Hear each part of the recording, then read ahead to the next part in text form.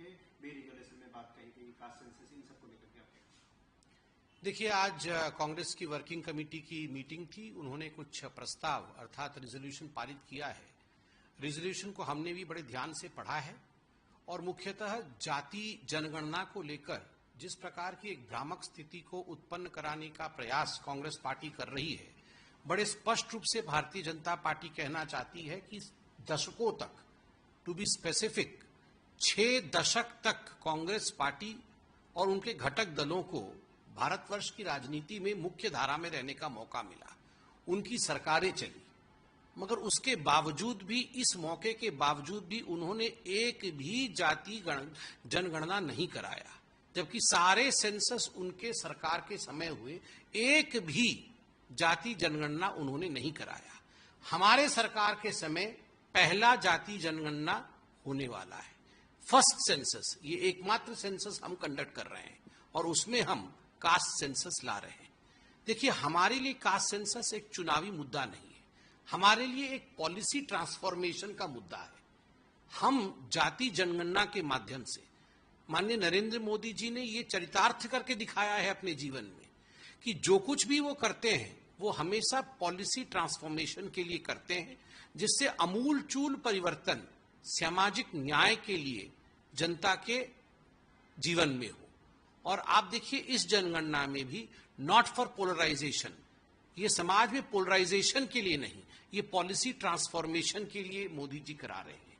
हमारी सरकार के बहुत स्पष्टता के साथ ये कहा है कि यह चुनावी मुद्दा नहीं है, यह मुद्दा नीति निर्धारण का है।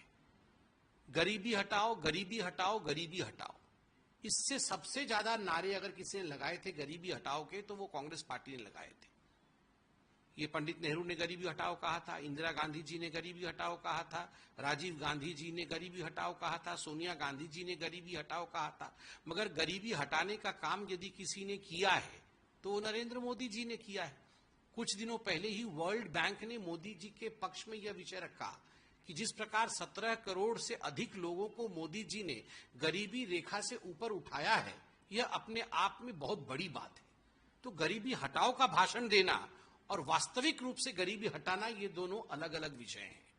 ठीक उसी प्रकार जातियों का भला हो, उस पे राजनीतिक भाषण देना और नीति निर्धारित करने के लिए कास्ट सेंसस करना, ये दोनों अलग अलग बातें हैं। तो कांग्रेस पार्टी अपने पीठ को थपथपाना, यह काम बंद करे और मोदी जी का धन्यवाद करे कि भारतीय जनता पार्टी ने इस प्रकार का एक कैबिनेट निर्णय लिया है जो कर्पूरी ठाकुर जी और राम मनोहर लोहिया जी के सपनों को आज साकार करने वाली है और जो सामाजिक न्याय को वास्तविक रूप में अमली जामा पहनाने वाला है। इंडिया अलायंस के गठबंधन कह रहे हैं सरकार हम लोगों के मांग के आगे झुकी है, जो जनगणना उसके आगे। देखिए, ये तो उनकी खुशफहमी है। जहां तक इंडिया अलायंस के गठबंधनों को लग रहा है कि सरकार झुकी है, यह सरकार सबका साथ, सबका विकास, सबका विश्वास और सबका प्रयास, इस मुद्दे के साथ, इस मंत्र के साथ डे 1 से काम कर रही है। जब सबका साथ और सबका विश्वास है तो स्वाभाविक रूप से नीति निर्धारण करने के लिए कास्ट सेंसस ये सरकार का एक मूल विषय है और हमने पहली बार इसे इंट्रोड्यूस किया है। अगर झुकने की बात कांग्रेस पार्टी और उनके घटक दल कर रहे हैं तो आप उनसे पूछिए कि आपने क्यों नहीं किया। 60 वर्षों तक आप शासन में रहे, आपको लगता है कि अगर इसको करने से हम कुछ अच्छा कर पाते तो आपने वो अच्छा काम क्यों नहीं किया? आपने क्यों वंचित रखा लोगों को सामाजिक न्याय से?